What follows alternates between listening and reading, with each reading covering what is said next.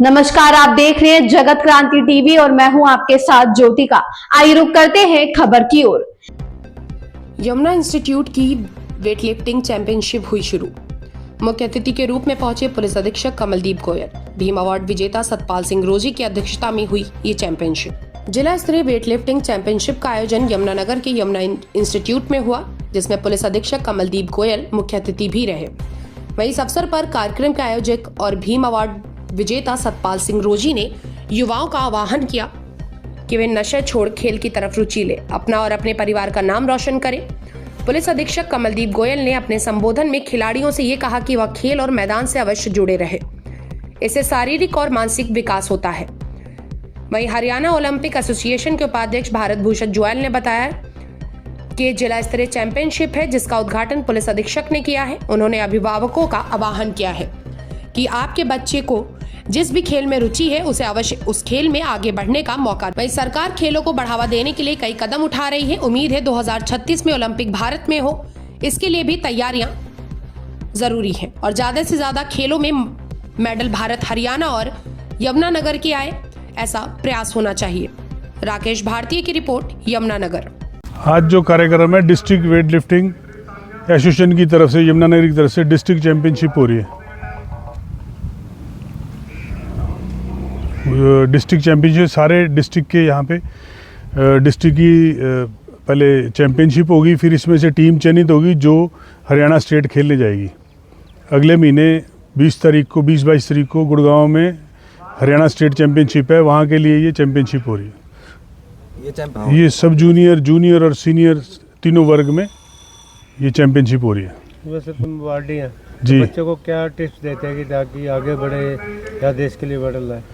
मेरी सारे बच्चों से, पूरे अपने यमुनानगर के हल्के के सारे डिस्ट्रिक्ट के बच्चों को अपील है कि ये नशे पत्ते छोड़ के और सब अपने माँ बाप का नाम रोशन करने के लिए एक स्पोर्ट्स एक इवेंट है। अगर किसी की रुचि पढ़ाई में कम है तो वो स्पोर्ट्स में अपने माँ बाप का नाम रोशन कर सकता है, अपने देश प्रदेश का सबका नाम रोशन कर सकता है।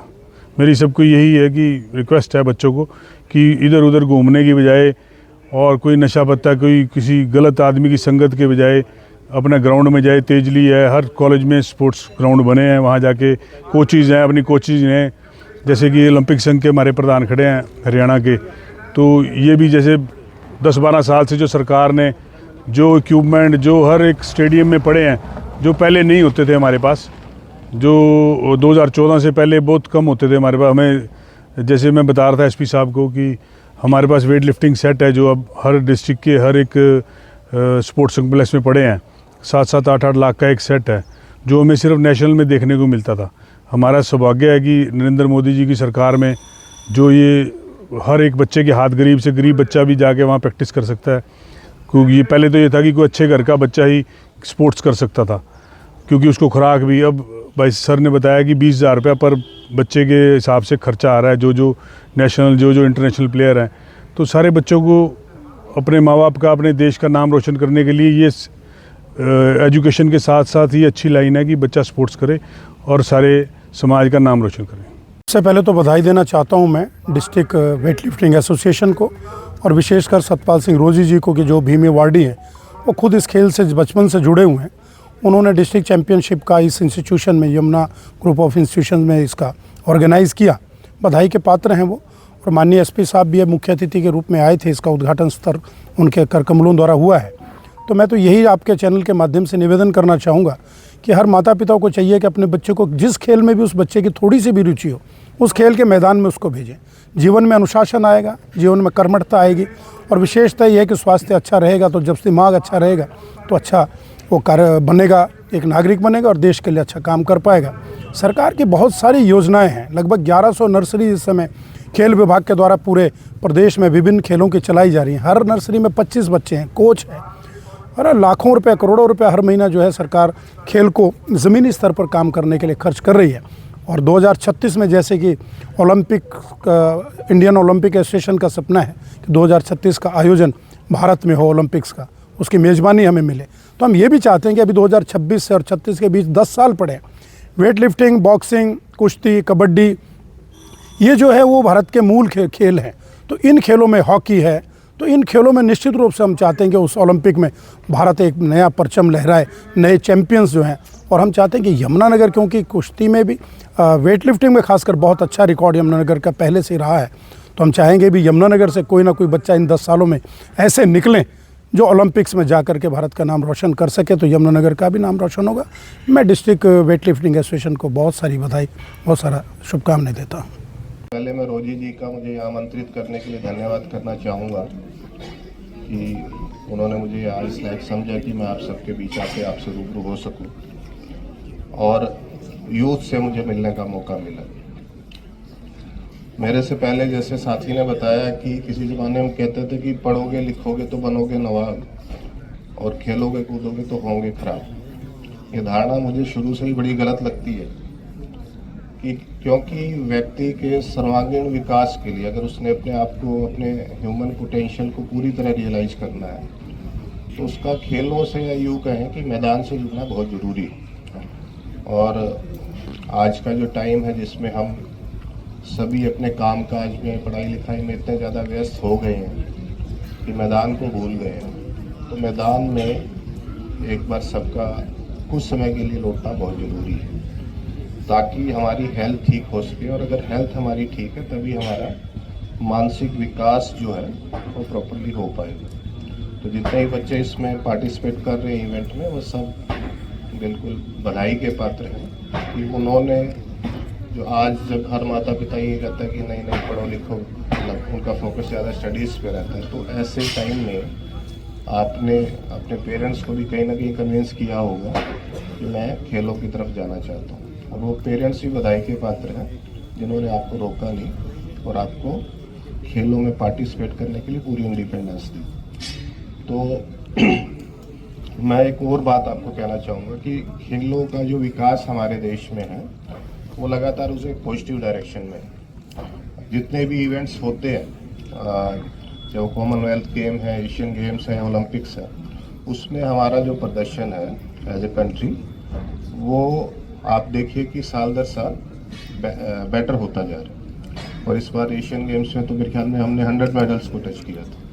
और वेट लिफ्टिंग का भी मैं हमेशा ये देखता हूँ कि ठीक ठाक हमारा परफॉर्मेंस रहता है। और हमारे लिए बड़ी गर्व की बात है कि कर्नम मल्लेश्वरी जी, जिन्होंने शायद 96 में मेडल जीता था सिडनी में 2000 में, तो वो हमारे यमुनानगर की ही डॉटर इन लॉ है और उनकी अकेडमी भी है यहाँ पे। तो मुझे उनके पति से मिलने का मौका मिला एक बार, वो खुद भी वेट लिफ्टर रहे हैं। तो यमुनानगर की एक हिस्ट्री रही है वेट लिफ्टिंग के अंदर।